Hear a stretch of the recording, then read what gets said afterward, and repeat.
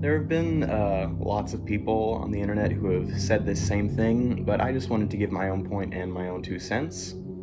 So, also everything in this video is an opinion. If you don't agree with it, I respect that. Just don't come screaming at me, okay? So, FNAF at the moment is currently a dying marriage, and it's been a difficult thing to digest.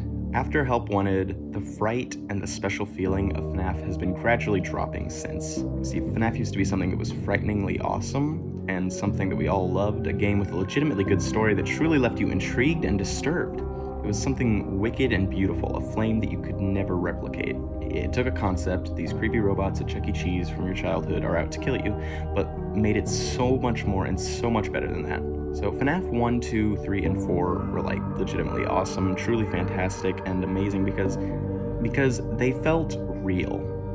These felt like they could be like actual locations and real scenarios. Like, okay, obviously living animatronics aren't like realistic, but like they almost feel realistic. So after FNAF 4, Sister Location made FNAF into much more of a sci-fi action adventure than a horror game, if I'm being honest. Like, there was still like creepy elements to it, but it wasn't the same like creepy familiar aspects. You know, it was a deep, dark technological basement in the basement of a mad scientist, which is, you know, not exactly what you think of when you think of FNAF. This location is something we would never see in real life. It's full of shiny metallic monstrosities from the year like 2078, and on that subject, let's not even talk about the books, or the illusion discs, or the human androids, or the agony and remnant science, or any of that, because that is one of the biggest, darkest holes gnawing on this injured franchise. So, FNAF didn't feel like something you could relate to anymore after Sister Location. In Sister Location, the animatronics now had like consciousness. They had voice lines and they were self-aware. So, the mysterious aspects of the suffering, murdered souls was now gone. Funtime Freddy's voice lines were cool, because they actually sounded like things that like an animatronic would be programmed to say. Hey, boy, I think that's the birthday boy over there. We should go give him a surprise. And his voice was creepy, and he didn't say too much.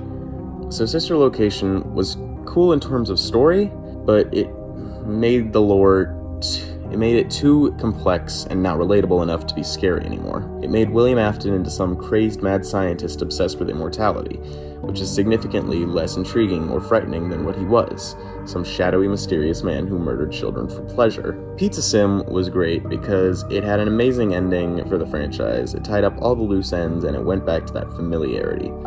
The jump scares and certain aspects of quality often aren't too good in terms of graphics, but the feeling of anxiety and not knowing where the animatronics are, making sure to keep everything balanced and under control, that feeling is much more frightening than any jump scare. So I feel like Pizza Sim was a good step for the franchise after Sister Location. Ultimate Custom Night was okay. It provided a nice epilogue. It was a fun little game, but it wasn't scary in the slightest. It was too bright. It was too cheap looking. There wasn't anything creepy about it. The jump scares obviously were, but it still had a heart and it had legitimate passion. FNAF VR was nice. It was fun and it had a good creep factor that we all know and love. It put it all into that VR style. It felt like the series was in a good place.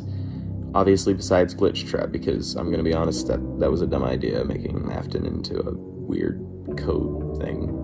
I don't know, it didn't rub me the right way. Anyways, the franchise was mostly back on track, ready to tell a new story in new horrific ways, with a new killer, new characters, etc. Then it didn't. Up until this point, FNAF had nice entries and was a great series. Then FNAF AR started this downward horrible spiral, and FNAF AR is easily the worst thing to come to this franchise. I'm sorry, but it kind of just is. I mean, besides maybe like Phasgoo, I guess.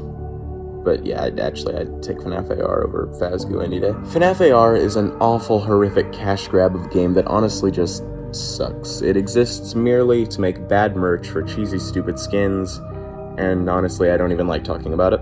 And then there's Security Breach. It's not nearly as bad as FNAF AR, but there are much more things to talk about in terms of why this series is going on a bad path right now. You can tell how little Security Breach resembles FNAF itself anymore. Gone is the creepy atmosphere, gone are the dark hallways, gone are the creepy animatronics, gone is any resemblance of anything frightening or good, gone is a functional, meaningful story, gone is any actual personality or character for Afton, gone is a game that doesn't bug out every 7 seconds. All we have left is a game where instead of murdering children, it's for children.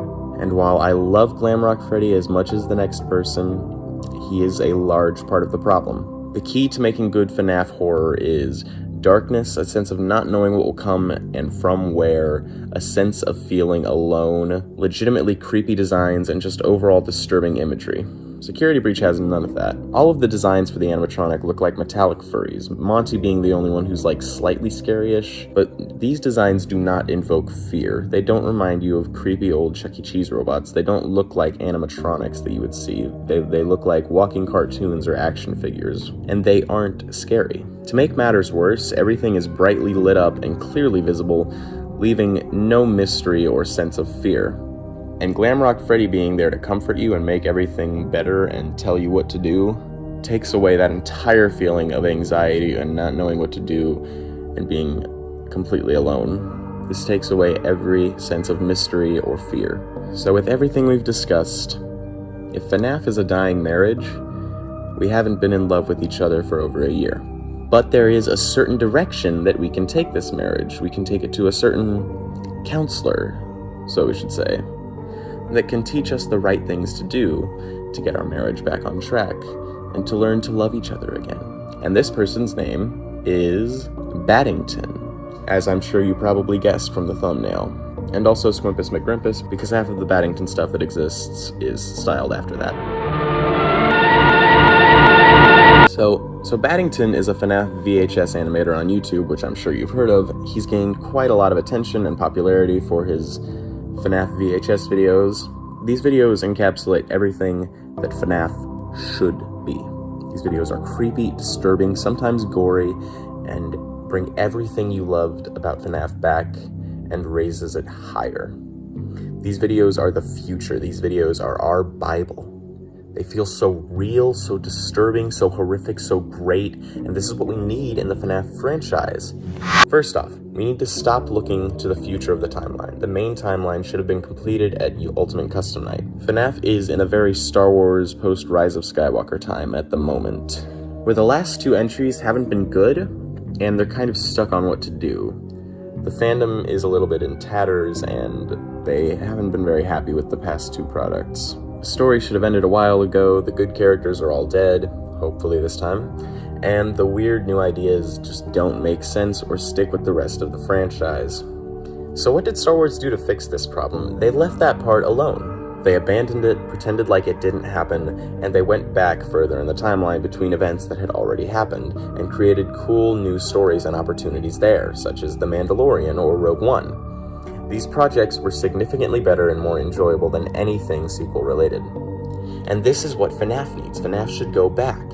And I don't mean back as in go back in time with that stupid time-traveling ball pit. I mean go back to the roots. Make new games that take place between 1983 and 2023, between the first murders and the burning of Pizza Simulator.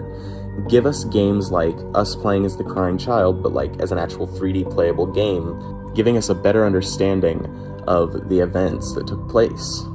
Give us a nice multiplayer online game. Give us a nice online multiplayer game where you can play as a camper with his friends, where you try to escape the scorched Springtrap who has recently escaped Fazbear's Frights in the woods.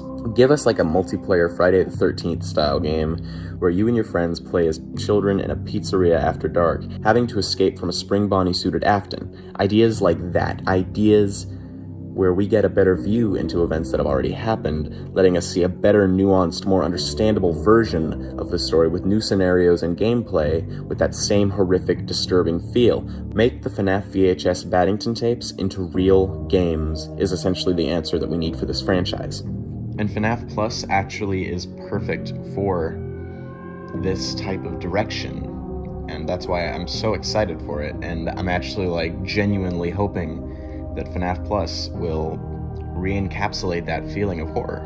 When one person can revitalize FNAF and do it better with nothing but SFM and his own brain, When he can do it better like that than an entire company with full creative control and an insane budget, you know FNAF is doing something wrong. Thank you.